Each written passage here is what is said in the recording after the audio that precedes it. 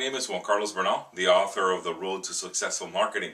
Today I want to share a little bit about what you can do this year in order for your bottom line to increase, in order to make more profit, in order to have a corporation, a company that's more profitable. And there's 5 things we're going to talk about. And the way I came about these 5 things was in my own business. You see, I come from a place where at the time I became a coach, it wasn't something that I was even looking for. As a matter of fact, the reason it happened was my wife was sick. She was just diagnosed with cancer. And during this period of time, it was very difficult for me because I was a computer consultant, and it was taking a lot of time from being with her, being through her therapy, and being able to spend more time at home. So I was looking for a career that would allow for me to be with her basically and actually make money and sustain the amount of bills that I knew would be coming, right? So in searching through different options, I came across coaching, and it had everything I needed. It actually had, it gave me the freedom of coaching from home, gave me the income that I was looking for, and it was something that I loved. It was something that I really felt connected to. I felt a passion towards. So I embarked in a whole studies of how to become a coach, eventually went to school and got certified by a very good coaching school here in the States. What happened was that at that point I thought that once I graduated and once I became a coach, I was going to have all these bunch of people just show up at my front door and wanting coaching, right? Because there is a big demand for coaching all over the world. So I thought, well, if I become a coach, that's going to do it for me. That's where I'm going to be able to work from home and make the calls from home and be connected with my clients over the phone and make the money that I need. Plus, I'd be doing something that I loved. Well, what happened was I only got 3 clients, and I got them pretty quickly. I got those 3 clients pretty fast, but that wasn't enough. It wasn't enough to maintain me, and that long list of clients that were going to be standing in front of my door never happened. So that brought me back to, now what do I do? At that point, an opportunity opened up for me, and immediately I took it. It was flexible hours. It wasn't exactly the thing I loved the most, but at least it gave me flexible hour and gave me the money that I needed to sustain the family through a difficult time. This job allowed for me to work at nights, be flexible in the times I would go in, and so on and so forth. And I devoted my whole life for that. For the next 3 years, 4 years, I put my whole energy into that. I still did coaching, but it was only on a scale that wasn't to grow a company. It would just satisfy that desire I had for coaching. I had found my passion and I didn't want to let it go. So I just kept on doing this other business. Well, to make a long story short, after a period of time, the partner I had at that moment decided that he was going to go off on himself, left me with this bunch of debt, no business, everything vanished, everything that I had, everything that I had worked for just vanished in a single moment. And I found myself once again at that threshold of, what do I do now? What goes on, And once again, I only had a few coaching clients, not enough to maintain myself. And that's when I said, I want to go back to coaching. You see, by this time, my wife had passed away. She had long battle with cancer for 5 years, and I was left with a whole bunch of new things to do, and my career was one of them. And I said, I don't want to go back to what I was doing. I didn't want to go back to that consulting. I didn't want to go back to even the export and sales that I was doing at that time. I didn't want to do any of that. I wanted to go back to coaching because that was my passion. That's what I wanted to do. And I knew it could be very profitable. What happened was that I decided to learn how to do it properly, to learn the marketing and sales abilities, strategies that I needed in order to make my business growth. Hence, that's where I started building my business, and that's how I did it. And right now, that's what my full-time job is, coaching.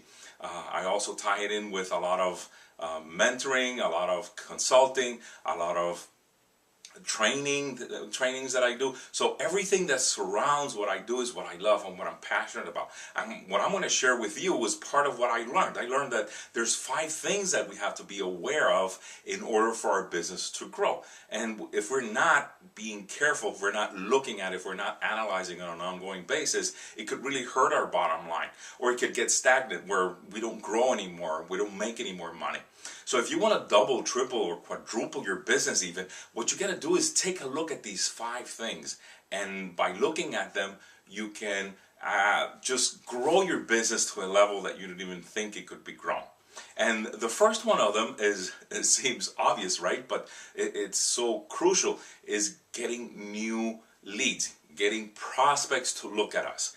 And this is something that, for some reason, we always think that we need more clients and we need to sell more stuff. And we always go after that, right? Trying to sell something. But the reality is that we don't make clients. We turn clients from a prospect, and that's the way it should be done. And what we need to do is learn how to create a list of people that are interested in what we have, in our services, in our products, in our information, in what we have, right?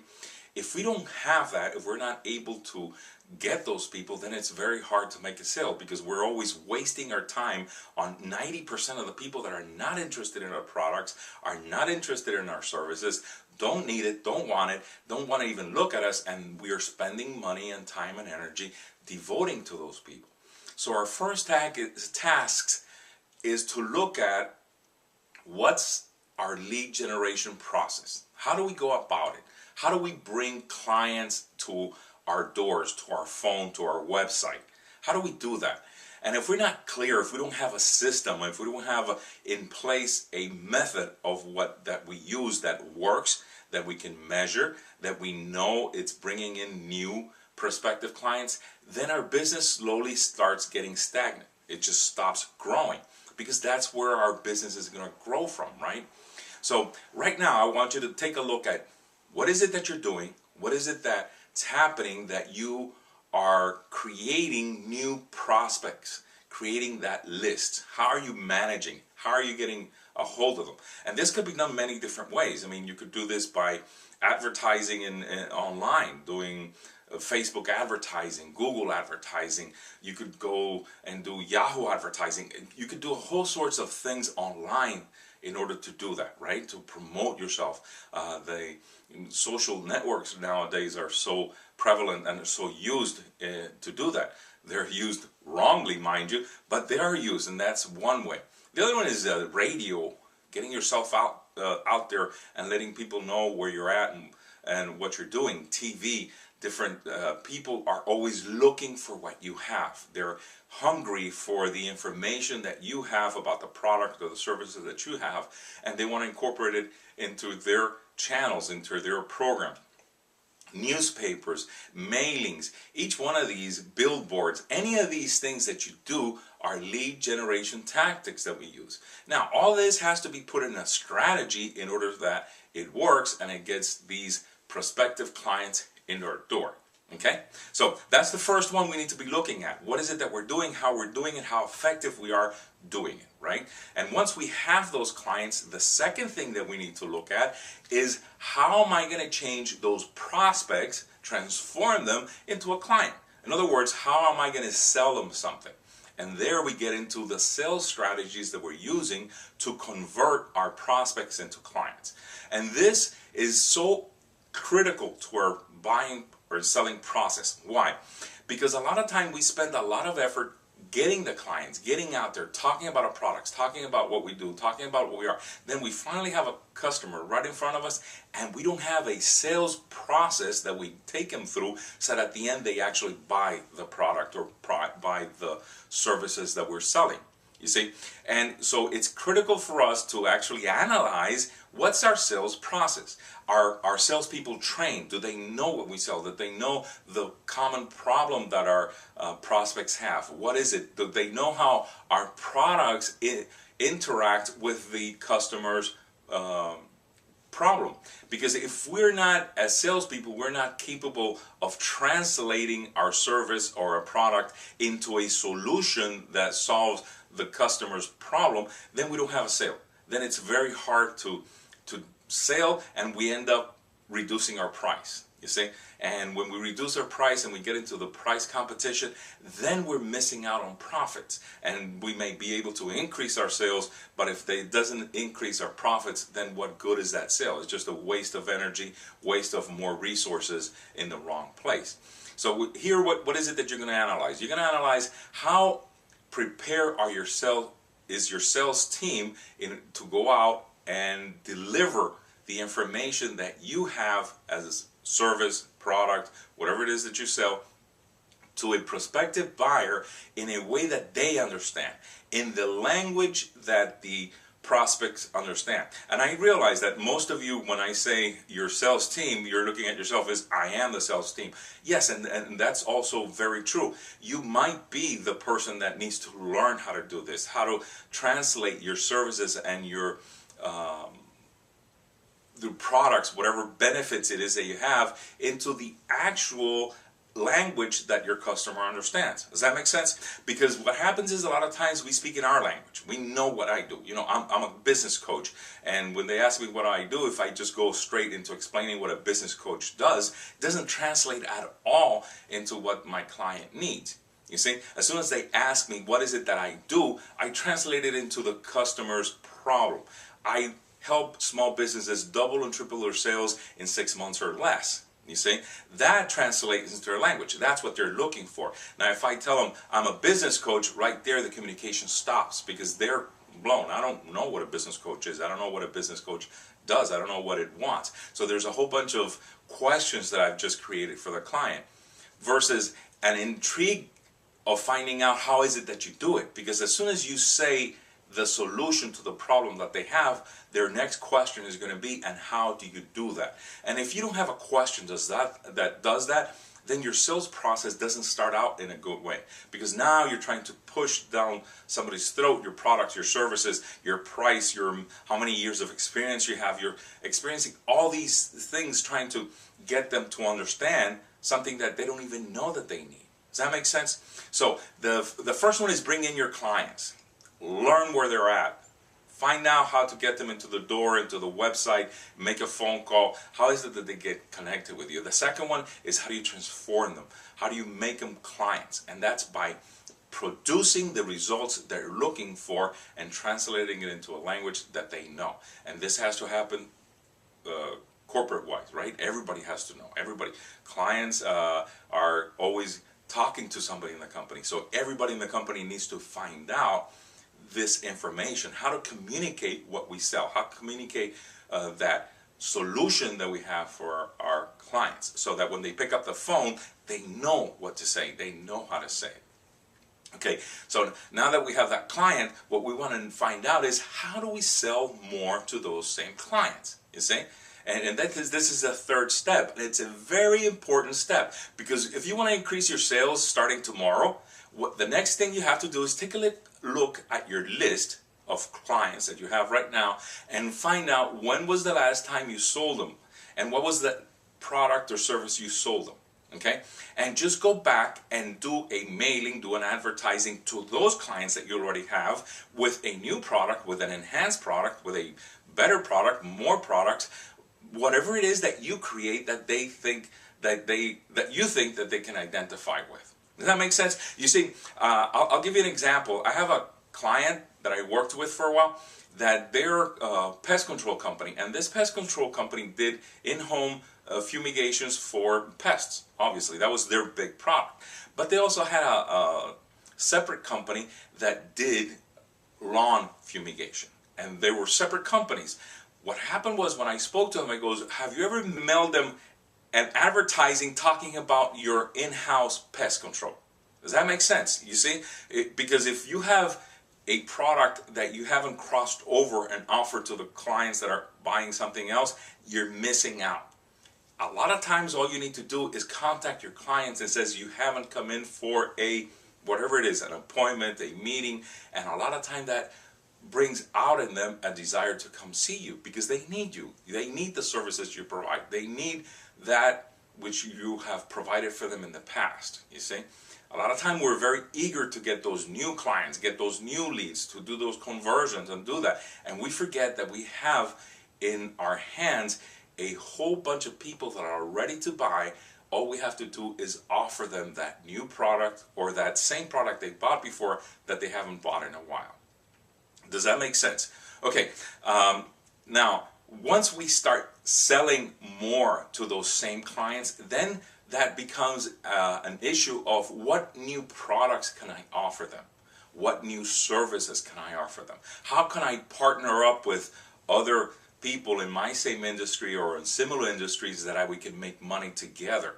You see, sometimes we have it right in our hands. We have a massage therapist that works with a chiropractor, and they're both working very separately, and yet they're using the same office because the chiropractor is renting out a room for the massage therapist. And the chiropractor can very easily do a mailing for the massage therapist and vice versa and get clients crossed over. And the same thing with a chiropractor that has a big practice and now brings in a line of vitamins or nutritionals that would go with the practice that they're doing. You see, so it's a matter of finding what is it that you do that allows for your clients to benefit even more, get more benefits, and therefore purchase more. Okay, so that's the third one. Bring in clients, convert them into clients, and once you convert them into clients, then you sell them more of what you have, or bring in new products that you can sell them, or combine, joint venture with other people that you can sell them. Okay, so the fourth thing is, how can you sell what you have at a higher price? You see, and this seems obvious, right? You can say, yeah, JC, that's like makes sense. You sell your product at a higher price and you're going to make more money. Well, when was the last time you increased your price? When was this the last time you did a change in what you do and put more value into it, so that perceived value by your clients, they're going to say, yeah, I can pay more for it. You see, what happens is that right now, if you were to increase your pricing of whatever it is that you do to double what you're doing, the reality is you're not going to lose half of your clients. It's not going to happen. Why? Because a lot of what we want is the more expensive stuff. You see, it's human nature. You know, that's why polo shirts are sold. That's why Nike sells so much. That's why Starbucks is always full. That's why these brands that are selling at a higher price are selling more. It's just because of that recognition, that sense of, I'd rather pay for the higher price. And if you look at what you're wearing today, right now, you're going to see that you're not wearing the cheapest stuff out there. Even if it's the best, it doesn't matter. I'm talking about lower price, right? The reality is that we tend to go with the higher priced items. And if we know that for ourselves, we should know that our clients feel the same way. You see? And if you make an exclusive of whatever it is you're doing, well, I have A package, but I have created this B package, which is double the price, and it includes this additional value. Most of your clients are going to go towards that. They're going to accept that and go with it just because of the nature of human beings. We want that. We want what's better. We want what's more expensive, in a sense. And we start making more money that way. It might be that you just increase a small amount and you have a lot of transactions, and that gives you enough to produce that profit, additional profits that you're looking for. If you're talking about that you have 1,000 transactions a month and you increase those 1,000 transactions by a couple of dollars, now you're making $2,000 a month that you weren't making before. And those $2,000 could be spent in, for instance, advertising and marketing, and multiply those $2,000 to get more clients in other ways. So the way that you increase the price depends on your business, depends on how you feel about your business, and this is the big one. How much confidence do you have in yourself that you can sell what you have at double the price or a quarter of the price higher, right? So it's up to you. But the thing is to think about it, to sit down and analyze. When was the last time I increased the price? What are the profits I have right now with this price? What would happen if I lost, you know, a third of my clients because I increased my price by half? What does that math come out to? Do I make better? Am I working less now, making more money?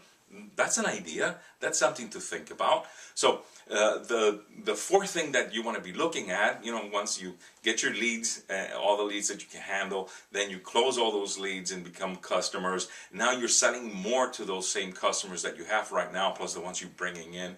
Now you have increased your price. Now your packaging is even different. You're making more money because you're not only selling one of the things that you're doing, but let's say you sell vitamins, and instead of selling, well, one bottle of vitamins, now you sell them in packs of 5 and give a discount, you see, and you sell more of that.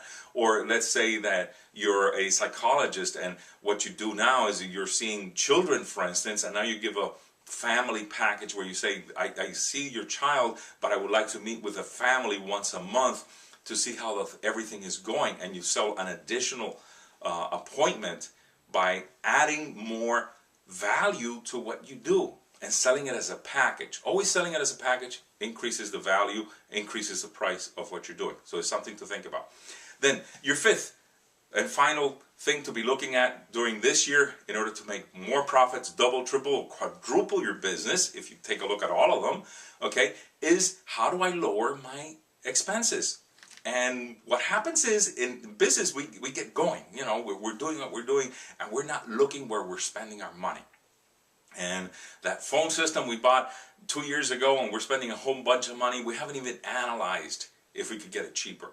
Or there's I'm surprised, sometimes I speak to clients and I tell them, let's go over your credit card bill and see what are the things that are there that you're not even using, that you haven't used in the past 3 to 6 months. And we'll highlight them and take them out. And it's amazing just by doing that how much money we save in subscriptions that we don't go. Gym memberships we don't do. Although instead of canceling them, I would suggest you go to the gym. But if you're not going to, cancel them for heaven's sakes. Book clubs that we belong to, and we haven't even read a book in the past year. Once again, read the books. I'm encouraging that. But if you're not, see what you need to eliminate from your credit card bill that you've been paying for the past 6 months and you haven't been using, for the past 3 months even, you know, and start skimming. And this is, I do this at the beginning of the year because I know I force myself to take a look at it. I do that and with emails. I take a look at emails that I don't care for, and I unsubscribe from everything. Do the same with your credit card, and it means money straight into your pocket. Because remember, every dollar that you don't spend in an expense is a dollar that goes as profit to the bottom line, straight to the bottom line. So you want to increase your profit, take a look at your expenses. How are you going to get your product out there in a less expensive manner? You see, how do you combine your services, let's say your locale where you're at, your rent, in a way that you can benefit by bringing somebody else and taking those days that you're not using it? Getting into a locale that's less expensive. A lot of times we think it's the place, this is where we need to be, because the reality is people will see you because of who you are and the value that you bring to them. So unless it's a very strategic location, sometimes we're just paying more than what we need to for the locations we're at, and it's something to evaluate. By the way, none of these things are like I'm suggesting you go into a cheaper place, or I'm suggesting you stop doing a whole bunch of things. I'm not suggesting any of that. I'm suggesting for you to analyze, take a look. Where is your money going? Is your money going into your pocket, into your families, into your children's funds, or is it going into somebody else you don't even know and you don't even use and you don't even care? You know, be conscious of where your money's going to so that your money grows. And this would be a year of exponential growth, not only personally, but also in your finances. And finally, all this, when it gets put together, listen, if you just do 10% increase in each one of these areas, you know, you get 10% more leads, more prospective clients looking at you. If you get 10% more conversions, in other words, of those offers that you make, if they convert into clients 10% higher. if you sell to your clients 10% more of what you're selling right now. In other words, if you start sending out invitations for them to come back into your business and you increase by 10%, if you increase your price by 10%, just in either additional values or combining your products or creating packages, if you increase it by 10%, and if you reduce your expenses by 10%, do the numbers. It's amazing what it'll do to you. I know all this may sound like overwhelming trying to do it, and you may not have the times or the skills to do it, and that's what I'm here. That's what I'm all about. If you're interested, somewhere in this page, either below or next to me, there's a place where you can actually click and get the information on other products that I have that help you to develop your business in a way that at the end of the year there's profit going into your pocket, and not just the same product, the same profits. I'm talking about exponential profits into your pockets. So take a look at what I have to offer. Once again, I have various packages that are tailored to individual businesses, and it might be something that you'd be interested in working with me. I know I'd love to hear from you. I would love to see what you have in mind, what you have in store for the future, what you want to do, and how I can help you. And by the way, always, my first consultation is absolutely free, and I have never had anybody complain about that consultation. Everybody always comes out of that probably with more benefit than anything they've had before it. And this is the experience I've had over and over throughout the years of coaching. So at the least, make an appointment. Find out what we can do and what we can work together. I promise we can at least increase your profits, if not double, triple, or quadruple your business this year. Thank you so much for stopping by. It's always an honor to be with you and share a little bit of what has helped me throughout the years. And I'll see you in the inside.